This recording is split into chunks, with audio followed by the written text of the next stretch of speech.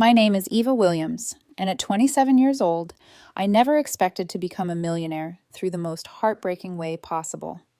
My grandparents raised me when my parents were too busy building their careers. They were my world. When they died in that horrible crash, I was devastated. Then their lawyer called me with news that changed everything. I was the sole heir to their $12 million estate. My family went from consoling me to demanding I hand everything over. I refused. That night, they kicked me out. If you want to know what happened when they tried to evict me from my grandparents' house the next day, drop a like and subscribe. Tell me where you are watching from and stick around for a family betrayal story that will leave you speechless.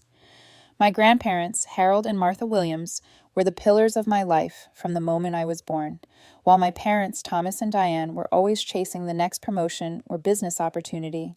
My grandparents were the ones who showed up to every school play, dried every tear, and celebrated every small victory.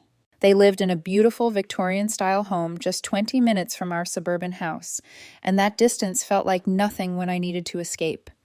Growing up, I always felt like the odd one out in my immediate family. My older brother Brian, now 35, was the golden child with his business acumen and charismatic personality. My sister Stephanie, 32, followed closely in his footsteps, becoming a successful corporate lawyer. And then there was me, the artistic dreamer who preferred sketchbooks to spreadsheets. When I was 7, my parents went on a 6-month business trip to expand their tech company internationally. Instead of hiring a nanny like they suggested, my grandparents volunteered to take care of me. Those 6 months turned into the most formative period of my childhood. Grandpa Harold, with his gentle wisdom and endless patience, taught me that true strength comes from kindness.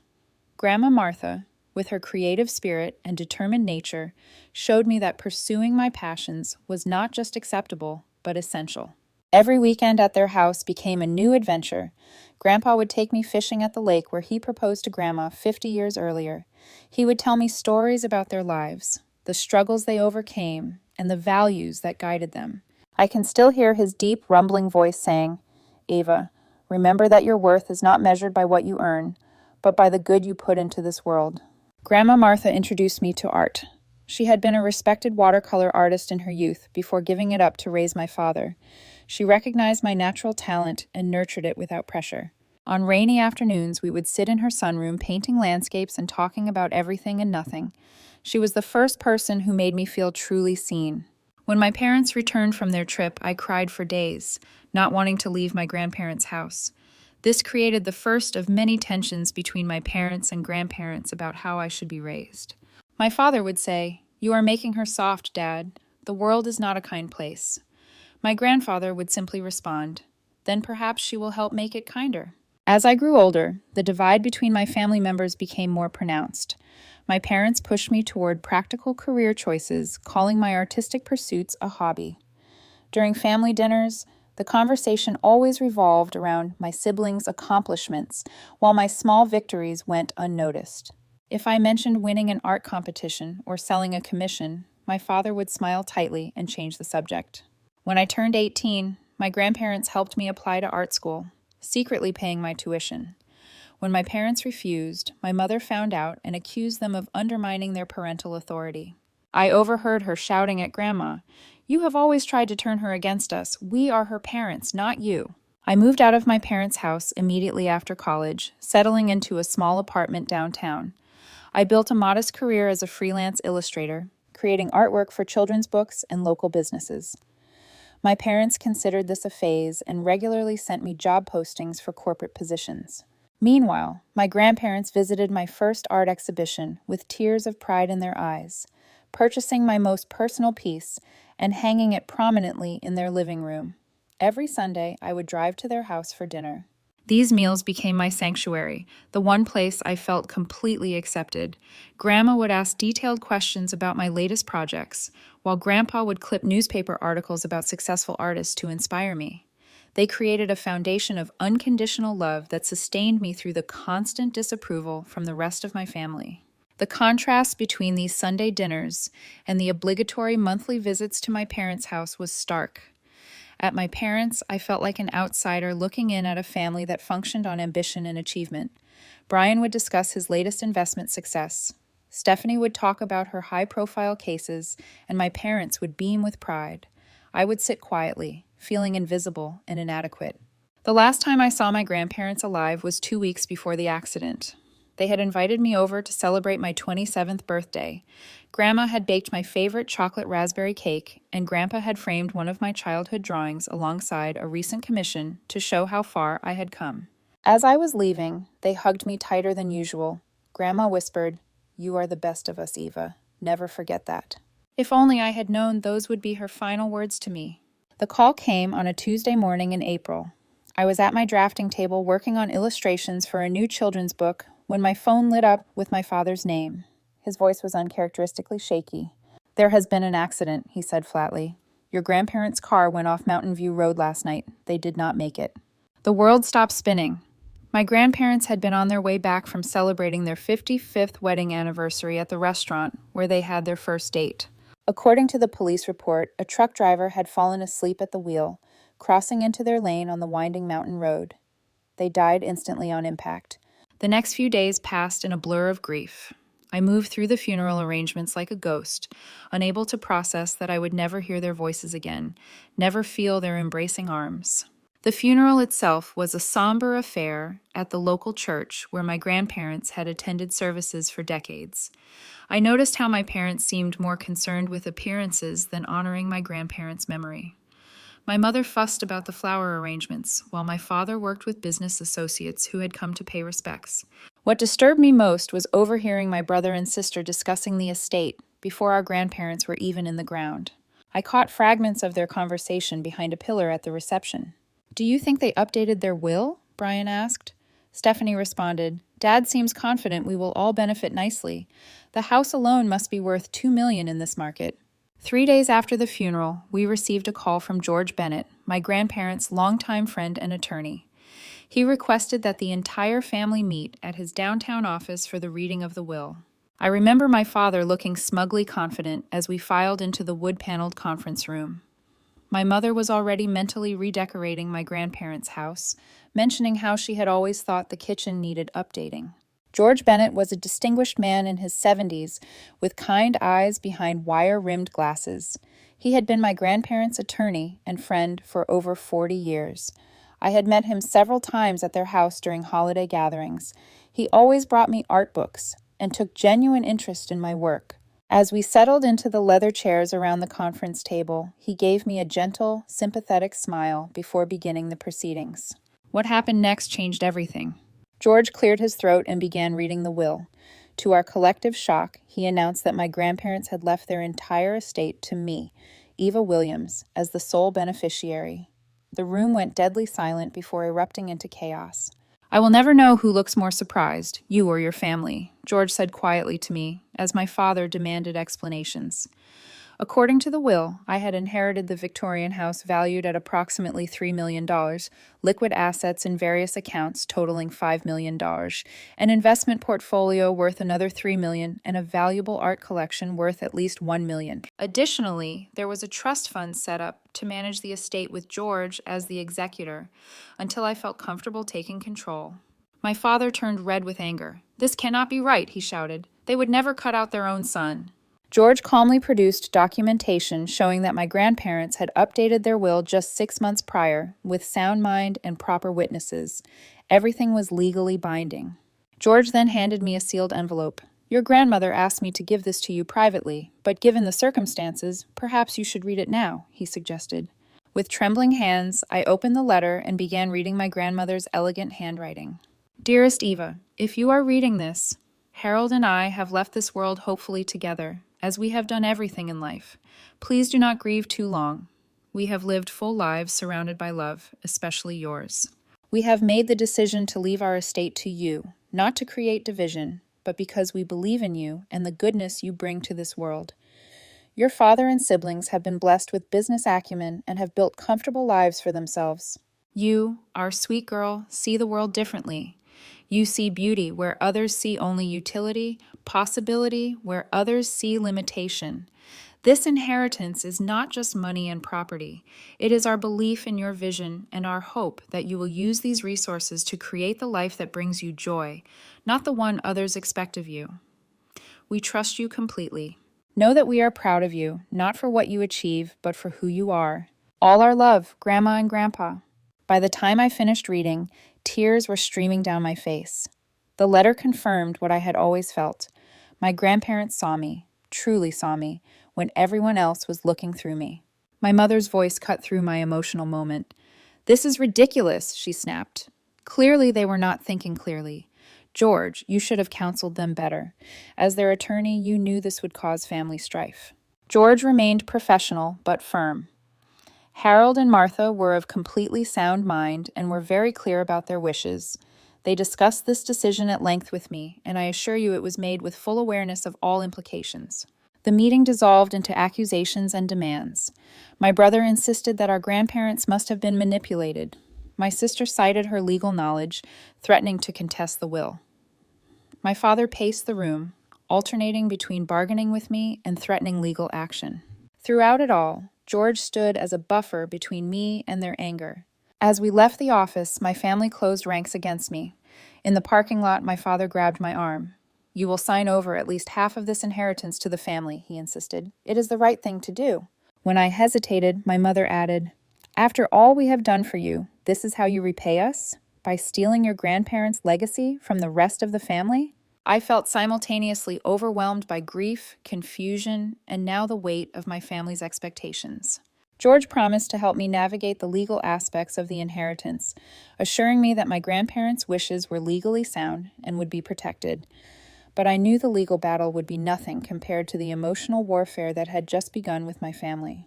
The days following the will reading were a relentless barrage of manipulation tactics from my family. It started with hourly phone calls from my mother, alternating between guilt trips and angry outbursts. I should not have picked up, but some part of me still craved their approval, still hoped they would eventually understand and support me. "Just think about what your grandparents would really want," my mother insisted during one call. "They were confused in their old age. Your father is their only child. Do you really think they meant to disinherit him completely?" My father took a different approach, sending formal emails outlining how the inheritance should be divided among the family members, as if the decision had already been made. 5 days after the will reading, they organized a family dinner at their house, presenting it as a chance to talk things through reasonably. I should have known better, but I went anyway, hoping against hope that they might try to understand my position. The moment I walked through the door, I realized it was an ambush. Not only were my parents and siblings there, but also aunts, uncles, and cousins from my father's side, all looking at me with expressions ranging from disappointment to outright hostility. The dining room felt suffocating as my father stood at the head of the table, acting as if he were chairing a business meeting rather than a family discussion. He had actually prepared a PowerPoint presentation titled Family Estate Distribution Plan.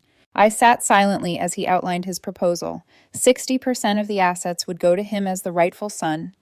20% would be split between Brian and Stephanie, and I would receive 20%, which he characterized as more than generous. When I did not immediately agree, my brother Brian leaned forward, his business negotiation face firmly in place.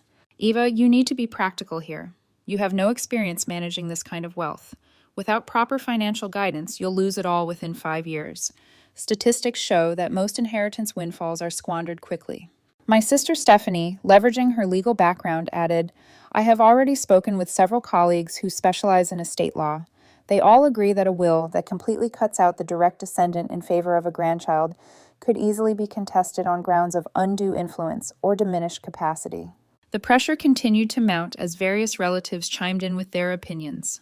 My Aunt Patricia, who had visited my grandparents perhaps twice in the last decade, had the audacity to say, "Harold and Martha would be so disappointed to see their legacy tearing the family apart like this. Ava, dear, the right thing to do is clear." Throughout this orchestrated attack, I noticed my cousin Sarah, just a year younger than me, watching silently from the corner with sympathy in her eyes. We had been close as children before our paths diverged. She went to medical school while I pursued art. She was the only person in the room who did not seem to be judging me. When I finally found my voice, I spoke quietly but firmly. "I understand everyone has strong feelings about this, but my grandparents made their decision clearly and legally. I intend to honor their wishes." My father's face darkened. "You have always been selfish, Eva, always in your own little world, taking and never giving back. Do you know how much money we spent on your useless art education? And now you want to steal your grandparents' hard-earned money too. My mother switched to tears, her favorite manipulation tactic. How can you do this to us after all the sacrifices we made for you? She conveniently forgot that it was my grandparents who had paid for my education. Things escalated when Brian stood up, pointing his finger at me. You know what people are saying, right? That you manipulated two elderly people, playing the devoted granddaughter while filling their heads with lies about the rest of us. It is sick, Ava. Really sick. I felt my cheeks burn with anger and humiliation. I never asked for this. I never even knew about the will. Stephanie interjected with cold precision. Well, how convenient for you. You expect us to believe you had no idea they were planning to leave everything to you? The perfect little artist granddaughter who could do no wrong. The argument reached its breaking point when my father slammed his hand on the table. Enough! This is what is going to happen. You will call George tomorrow and tell him you want to redistribute the inheritance according to my plan. If you refuse, you are no longer welcome in this family. I looked around the table at the faces of people who were supposed to love me unconditionally, now twisted with greed and resentment.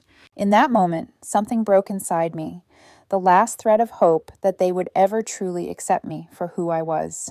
I stood up slowly, my voice steadier than I felt. Grandma and Grandpa trusted me with their legacy. I will not betray that trust, not even for the sake of family peace. My mother gasped dramatically. Then you have made your choice. Do not expect any support from us when you inevitably fail. As I turned to leave, Sarah quietly stood up and handed me a folded piece of paper with her phone number. Call me if you need anything, she whispered. I was nearly to the door when my father delivered his final blow. If you walk out that door without agreeing to our terms, do not bother coming back. You are choosing money over family, and that makes you no daughter of mine. I paused, turned, and looked him directly in the eyes. No, Dad. I am choosing to respect the wishes of the two people who truly loved me unconditionally, something you never managed to do. That night, I packed my essentials into my car, tears streaming down my face as I left the apartment my parents had co-signed for. I checked into a hotel, feeling utterly alone, yet strangely liberated. For the first time in my life, I was completely free from their expectations and disappointments. I cried myself to sleep, mourning not just my grandparents, but the family I had always hoped would someday accept me.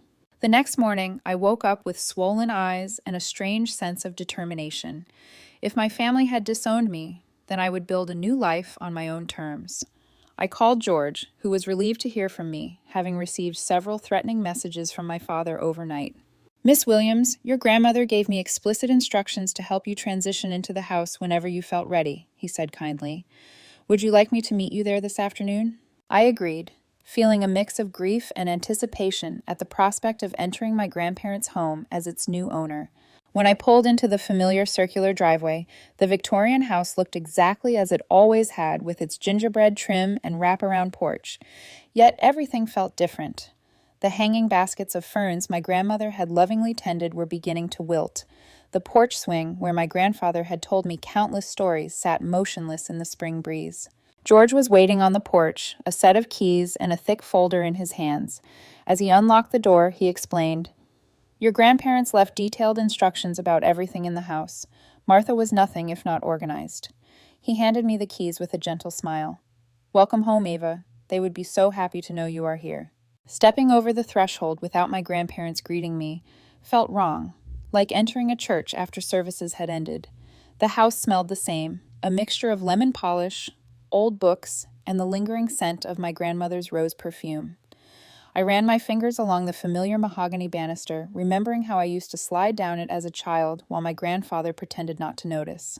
George showed me to the study, where several boxes of documents were neatly stacked on the large oak desk. These contain all the financial records, property deeds, and investment information, he explained. Also, your grandmother kept extensive journals and correspondence that she specifically wanted you to have. I have taken the liberty of having a security system installed, given your father's recent threats. After George left, promising to return the next day to go over more details, I found myself alone in the house, filled with memories. Rather than unpacking my meager belongings, I was drawn to the boxes of my grandmother's journals.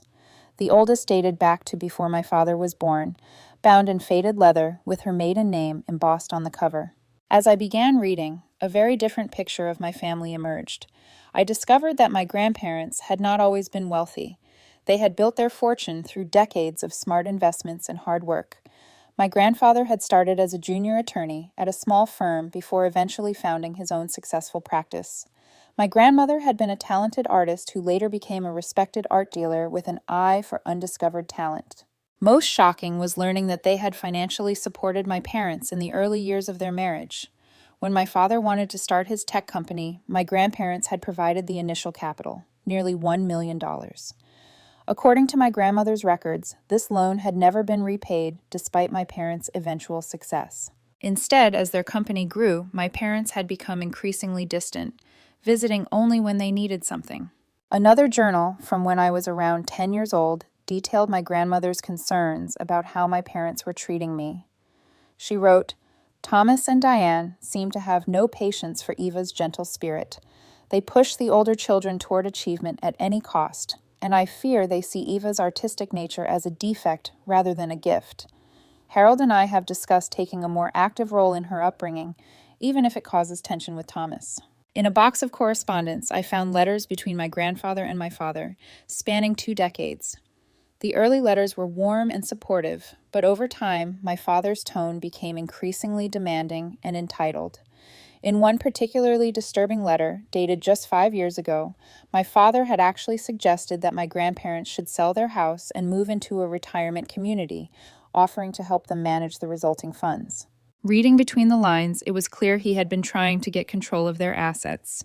Even then, as the sun began to set, casting long shadows across the study, I discovered a hidden compartment in my grandfather's desk. Inside was a USB drive labeled Family Business and a handwritten note saying, "For Ava, if necessary."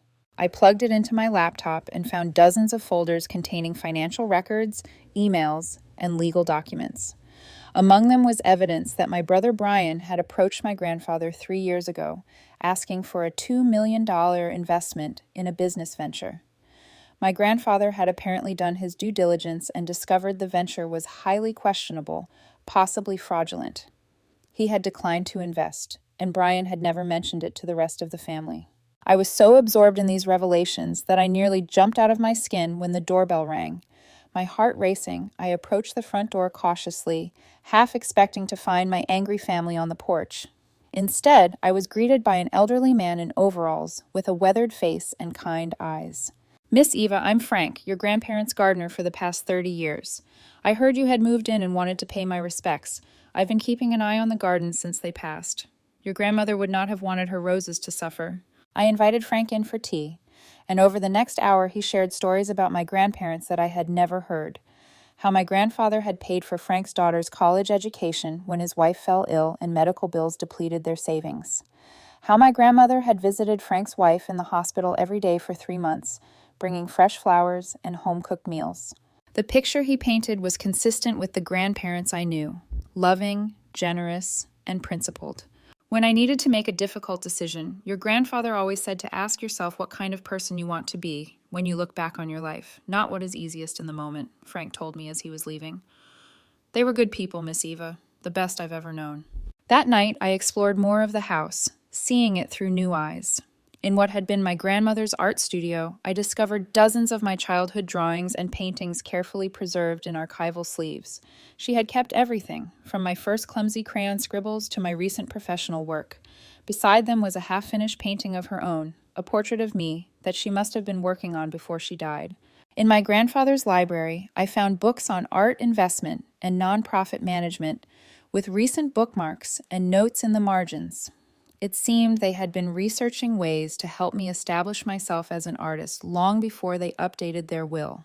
As I continued exploring, I came across photos of my grandparents with prominent figures in the art world, at charity galas, and receiving community service awards. I realized how little I actually knew about their lives outside of their relationship with me. They had been respected community leaders who used their wealth to help others quietly and without recognition. By midnight, sitting in my grandmother's garden room surrounded by her beloved plants, I made a decision. I would use this inheritance exactly as they had intended, not just to secure my own future, but to continue their legacy of quiet generosity. I would establish a foundation in their name to support young artists who, like me, needed someone to believe in them when their own families did not. As I finally went to bed in the guest room, unable to bring myself to use my grandparents' bedroom, yet I felt their presence all around me. For the first time since their death, I slept peacefully knowing I was exactly where I was meant to be. I was awakened the next morning by my phone buzzing with text messages. My sister Stephanie had sent a series of increasingly threatening messages. "You have 24 hours to reconsider. Dad has hired Vincent Morgan." In the legal world, my stomach dropped. Vincent Morgan was one of the most aggressive estate attorneys in the state, known for his ruthless tactics and high success rate in contesting wills. More messages followed from various family members, ranging from guilt-inducing pleas to outright threats. My aunt wrote, "Your grandparents are rolling in their graves seeing how you've torn this family apart." My brother sent, "Hope you're enjoying playing house in a property that should belong to all of us. Dad is going to make sure you regret this." I called George immediately, who reassured me that the will was solid, but suggested we meet that afternoon to discuss a strategy. "You're not alone in this, Eva. Your grandparents anticipated potential challenges and took extensive precautions." Later that morning, as I was sorting through more of my grandparents' papers, the doorbell rang. A young woman with a friendly smile introduced herself as Lily Andrews, claiming to be an old friend of mine from art school. I had no recollection of ever meeting her, but she spoke convincingly about classes and professors, making me doubt my own memory. She asked for a tour of the house, commenting extensively on the value of various antiques and art pieces. Her questions became increasingly focused on whether I planned to sell anything and if I lived alone in the big house. Something about her felt off, but I couldn't place why. When she went to the bathroom, I noticed her taking photos of the hallway and rooms she passed. As she was leaving, she hugged me awkwardly and said, "It was so great catching up. I might bring some other classmates by soon. We should totally hang out more often." A chill ran down my spine as I watched her get into a car where someone was waiting in the driver's seat. The car drove past the house twice more that afternoon. My suspicions were confirmed when my cousin Sarah called me. "Eva, I need to warn you. They sent someone to spy on you, some girl they hired to pretend she knows you from school. They're trying to gather evidence that you're living extravagantly or mismanaging the estate." My blood ran cold, so I hadn't been paranoid after all. Sarah continued, "I can't believe how they're behaving. This isn't about fairness. It's about control. Uncle Thomas has always expected everyone to fall in line with his plans." She paused before adding, "I wanted you to know I'm on your side. What your grandparents did was their choice, and the way the family is treating you is wrong." Her support meant more than she could know. For the first time in days, I didn't feel completely alone against my family. We agreed to meet for coffee soon, away from the prying eyes of our relatives. Later that afternoon, I met with George at his office to discuss the legal threats. He suggested bringing in additional legal support and recommended a younger attorney named Michael Richardson, who specialized in contested wills. Michael arrived 20 minutes later, a man around my age with intelligent eyes and a determined expression. As George explained my situation, Michael took detailed notes, occasionally asking clarifying questions. When George mentioned my grandparents' names, Michael looked up with sudden recognition. "Harold and Martha Williams?" he asked. "Mr. Williams gave me my first internship in law school. He was an incredible mentor to me. I had no idea he had passed. I'm so sorry for your loss." The coincidence felt like more than chance, like my grandfather was still looking out for me somehow. Michael explained that he had worked under my grandfather for a summer 5 years ago and had kept in touch occasionally since then. This personal connection made me trust him immediately in a way I might not have trusted another lawyer. Michael was straightforward about what we were facing. "Your father has significant resources and connections. Vincent Morgan has a reputation for using aggressive tactics, including trying to overwhelm beneficiaries with paperwork and legal costs until they agree to settle. The good news is that your grandparents' will appears to be exceptionally well crafted. The fact that they updated it recently, with proper witnesses and medical verification of their mental capacity, strengthens our position considerably." We spent hours going through every potential legal challenge my family might bring and preparing counter-arguments. By the time we finished, it was nearly dark, and Michael offered to follow me home to ensure I arrived safely, concerned about the surveillance Sarah had warned me about. As we pulled into the driveway, my headlights illuminated something that made my blood freeze. My father's car was parked on the street along with my brother's SUV and two vehicles I didn't recognize. Light spilled from the windows of my grandparents' house, and I could see figures moving inside. Michael immediately called the police while I sat paralyzed with shock. How had they gotten in? Then I remembered the spare key my grandmother kept hidden in the garden, a key I hadn't thought to relocate.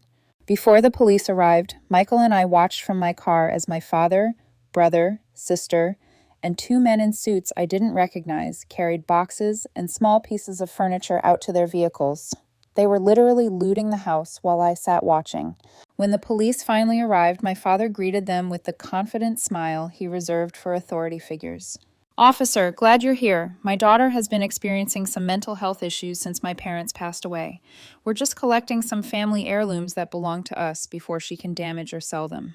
The two officers looked uncertainly between my father, the respectable businessman in an expensive suit, and me, the distraught-looking young woman who had been crying in her car. For a moment, I feared they would believe him over me. Then Michael stepped forward, introducing himself as my attorney. "Officers, this house and everything in it legally belongs to Miss Williams as the sole beneficiary of Harold and Martha Williams' estate. These individuals are trespassing and attempting to remove property that is not theirs." My father scoffed. "This is a family matter. My parents clearly did not intend to disinherit their only son. We have filed to contest the will, and until that's resolved, these items should remain in the family's possession, not just with her." I was about to respond when a black town car pulled into the driveway. George Bennett emerged, followed by a distinguished-looking man in his 60s who carried himself with unmistakable authority. As they approached, my father's confident expression faltered slightly. "I believe that's quite enough, Thomas," George said firmly. "Officers, I am George Bennett, executor of the Williams estate and the family's attorney for over 40 years. This is James Parker, managing partner at Parker Goldman and Associates." The name hit like a thunderclap. Parker Goldman and Associates was the most prestigious law firm in the state. James Parker was not just any attorney. He was a legal legend whose name appeared in law textbooks. Mr. Parker surveyed the scene with calm disapproval. "Officers, I can provide you with all the necessary documentation proving Miss Williams's legal ownership of this property and its contents. These individuals," he gestured toward my family, "have no legal right to be here or to remove anything without the owner's permission." The officers, clearly recognizing both George and Mr. Parker, immediately became more professional. They asked to see the will and property documents, which George promptly provided. After reviewing them, they turned to my father and firmly instructed him and the others to return everything they had taken and leave the premises immediately. My father's face contorted with rage, but he knew better than to argue with police officers in front of James Parker. As they reluctantly carried the items back inside, I noticed Mr. Parker watching me with an expression I couldn't quite read, something between sadness and determination. Once my family had been escorted off the property and the police had taken statements about the break-in, Mr. Parker approached me. "Miss Williams, I apologize for not introducing myself properly earlier. I was a close friend of your grandparents for over 30 years. I had planned to contact you tomorrow, but George called me when he learned of tonight's situation." I was confused. Why would such an important attorney be involved in my case? As if reading my mind, Mr. Parker continued. "Your grandfather and I went to law school together. We remained close throughout our careers. In fact," he nodded with a gentle smile, "I am your godfather, Eva, though I suspect your parents never mentioned that fact." The revelation that James Parker was my godfather left me speechless. Here was yet another connection to my grandparents that my parents had deliberately kept from me. Mr. Parker, my godfather, explained that he had stayed in touch with my grandparents over the years, but had respected their wishes to keep a distance after my father made it clear he wanted no interference from his parents' friends. We all moved into the living room, where George and Mr. Parker explained the full situation. "Your grandparents came to me 6 months ago with concerns about your father's behavior," Mr. Parker said. "They had discovered some troubling information and wanted legal advice about protecting their assets, not just for their own security, but to ensure you would be provided for." From his briefcase, he withdrew a folder containing documents that would change everything I thought I knew about my family. The first was a series of loan agreements between my grandparents and my parents, totaling over $3 million over 20 years. None of these loans had been repaid, despite my parents' considerable financial success. There was evidence that your father attempted to access your grandparents' accounts without authorization on at least 2 occasions, George added gently.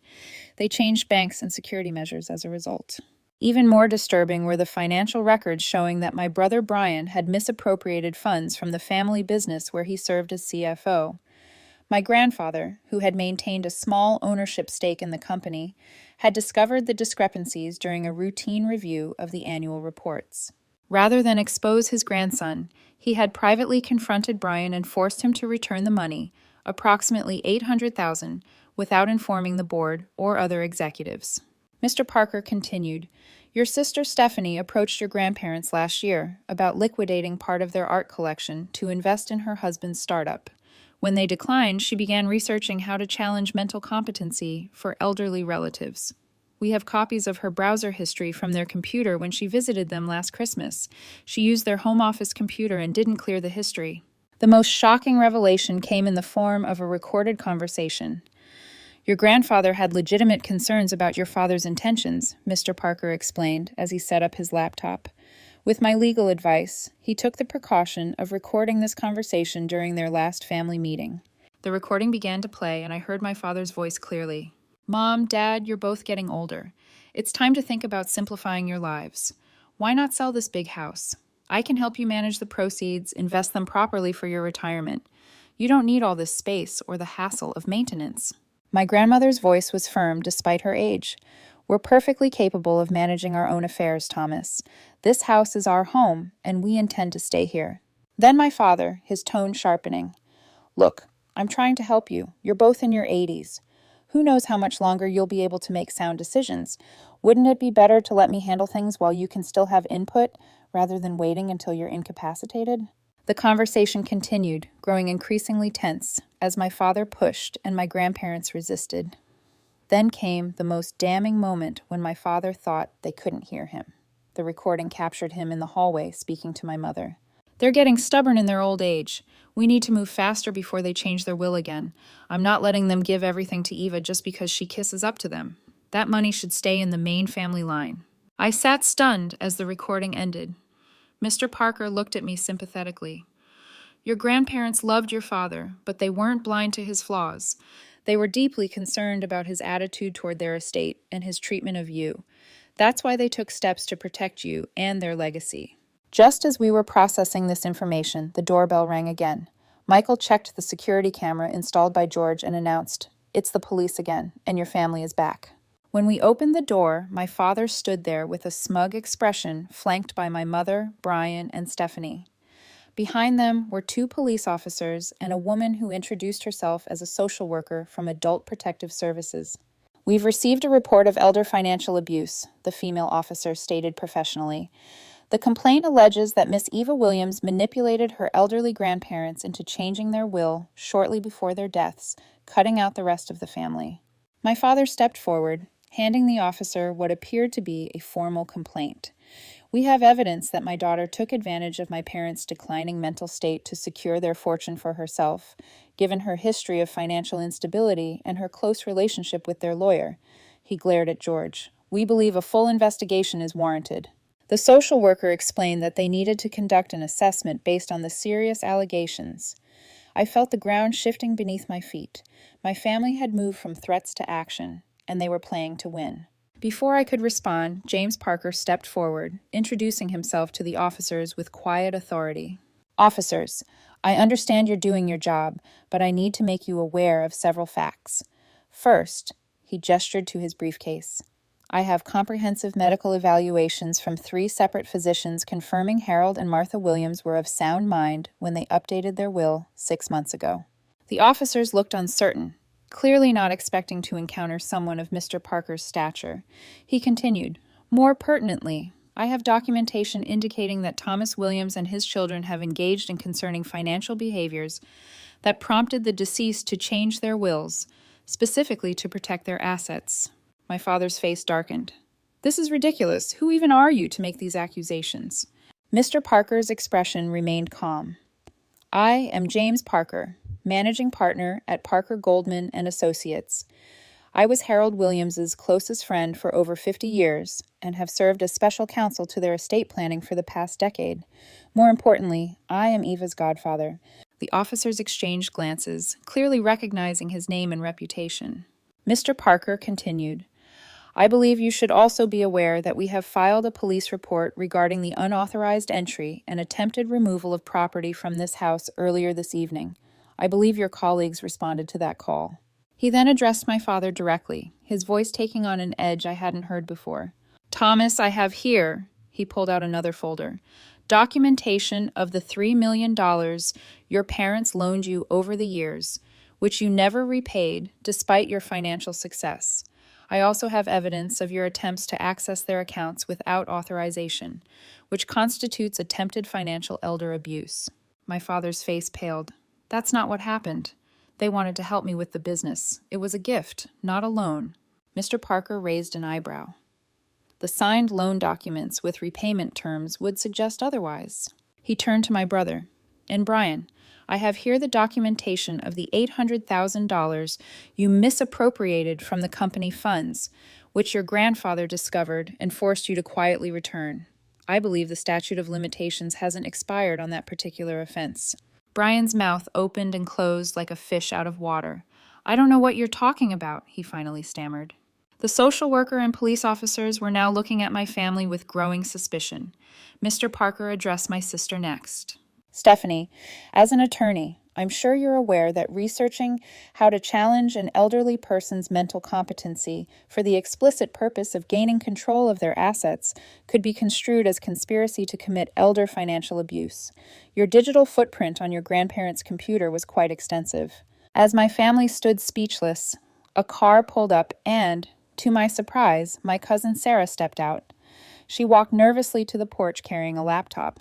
I have something you should hear, she said, looking directly at the officers. When Uncle Thomas was at our house last week planning this, he didn't know I was recording on my computer. She opened her laptop and played an audio file. My father's voice came through clearly.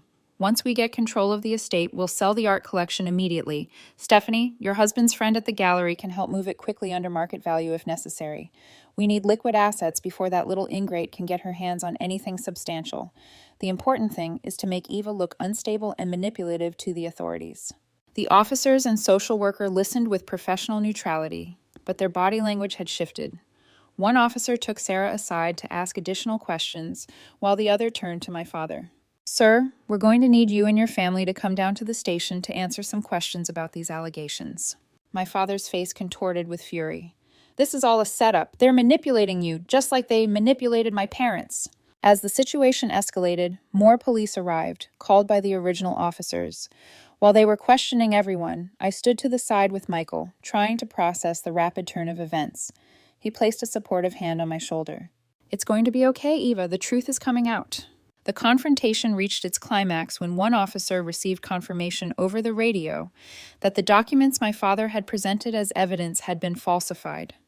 Forensic analysis of the dates showed they had been created just days ago, not months before my grandparents' deaths as claimed. That was the final straw. My father, brother, and sister were escorted to separate police cars for further questioning downtown. My mother, left standing alone on the porch, looked smaller and older than I had ever seen her.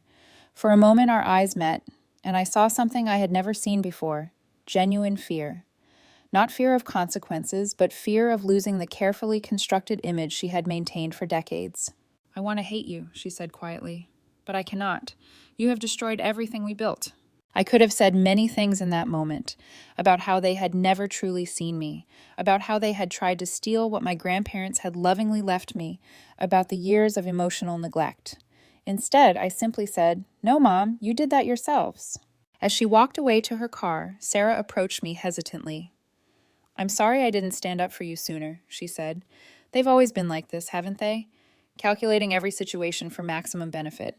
I nodded, feeling a strange mix of vindication and sadness. "Thank you for coming forward. That took real courage." Sarah smiled sadly. "Your grandparents were always kind to me too.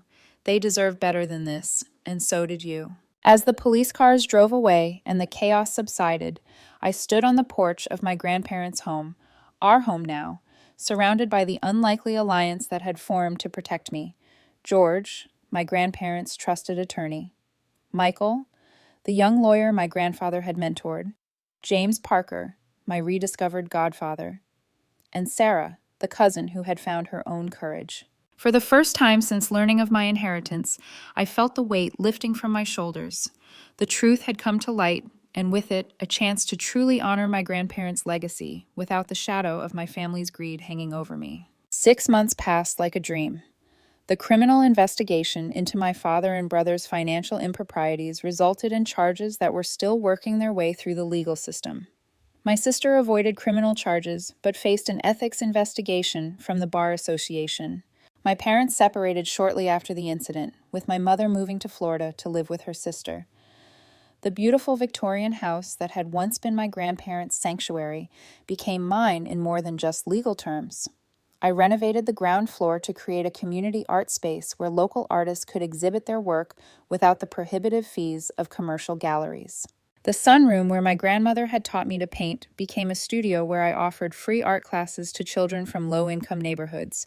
With James Parker's guidance, I established the Harold and Martha Williams Foundation, dedicated to providing scholarships and grants to young artists struggling to pursue their passion against financial or family obstacles. The foundation's first fundraising gala, held in the garden where my grandfather had taught me about resilience and integrity, raised over $1 million. Michael Richardson, who had stood by me during the darkest moments, became a trusted friend and eventually something more. Our shared connection to my grandfather created a foundation of understanding that blossomed into love. He understood my need to move slowly, to heal from the family trauma before fully opening my heart. My cousin Sarah, inspired by the events and seeking her own independence, accepted my invitation to move into the east wing of the house. She had always wanted to pursue music, but had been pushed into medicine by her parents. Now, at 26, she was starting over, taking music classes and helping me with the foundation. Her presence filled the large house with laughter and harmony. News about my family came in fragments. My father's company suffered after the scandal broke, with several board members distancing themselves from him. Brian faced embezzlement charges from his own company once they conducted a thorough audit. Stephanie and her husband moved to another state, starting over where their reputation hadn't been tarnished. Some relatives who had initially sided with my parents reached out apologetically, claiming they hadn't understood the full situation. I was civil but cautious, setting clear boundaries while leaving the door open for genuine reconciliation. A few, like my mother's younger brother, who had always been kind to me, became regular visitors to the art center. As autumn turned the maple trees in the garden to gold and crimson, I discovered another treasure in my grandfather's study. A journal he had kept specifically about their wealth and its origins. The story was fascinating and humbling. My great-grandfather had been a carpenter who saved a prominent businessman from a hotel fire in 1930. The grateful businessman had helped him invest his modest savings wisely, setting in motion the family fortune. My grandfather had written, "Wealth that comes through good fortune carries a responsibility. We are not owners, but stewards, charged with using these resources to create more good in the world." This perspective shifted my thinking about the inheritance. It wasn't mine to hoard, but mine to direct toward positive change. On a crisp October evening, exactly 1 year after my grandparents' passing, I hosted a memorial gathering in their honor. The house was filled with people whose lives they had touched. Many I had never met before. Their former colleagues, friends from volunteer organizations, artists my grandmother had mentored, clients my grandfather had helped pro bono. Each person had a story about their kindness, integrity, or generosity. Frank the gardener brought a specially cultivated rose bush he had named Martha's Grace, with delicate pink blooms that matched my grandmother's favorite lipstick color. He planted it in the center of the garden as everyone watched in respectful silence. James Parker gave a moving speech about his 50-year friendship with my grandfather, sharing stories I had never heard about their law school days and early careers. When he spoke about my grandmother's fierce intelligence and artistic eye, I felt her presence so strongly I could almost smell her rose perfume. Near the end of the evening, as guests mingled around the garden, a car pulled up in the driveway. My mother stepped out, looking hesitant and much older than when I had last seen her. She approached slowly, clearly unsure of her welcome. I met her halfway down the garden path. We stood in awkward silence before she finally spoke. Your grandparents would be proud of what you've done here." She gestured toward the house and the gathering. "They always saw something in you that I was too blind to see." The apology was imperfect, incomplete, but it was a beginning. I didn't rush to forgive or forget, but I invited her to join the memorial. Small steps on a long road to potential healing. As the last guest departed, and I sat alone on the porch swing that had been my grandfather's favorite spot, I reflected on the journey of the past year. I had lost my beloved grandparents, but found my voice and purpose. I had lost the family I was born into, but created a new one based on genuine connection rather than obligation. The inheritance had never really been about the money or property. It was about faith in me and my potential, a faith my grandparents had nurtured from the beginning. They had seen me clearly when others looked past me, valued me for exactly who I was, rather than who they wanted me to be. The true legacy they left was not measured in dollars, but in the values they instilled: integrity, compassion, creativity, and the courage to stand firm in your convictions, even when standing alone. These were the real treasures, ones that could never be spent or stolen. As I swayed gently on the porch swing under a canopy of stars, I felt a profound sense of peace. The path forward was clear, not easy, but clear.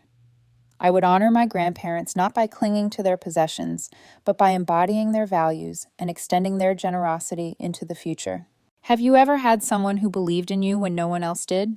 Someone who saw your potential even when you couldn't see it yourself? I would love to hear your stories in the comments below. And if this journey resonated with you, please subscribe to my channel for more real-life experiences. Like and share if you found value in this story. I am grateful to each of you for listening, and I hope you remember that family isn't always defined by blood, but by who truly sees and accepts you for who you are. Thank you for being part of my healing journey, and I wish you the courage to honor your own truth, whatever that may be.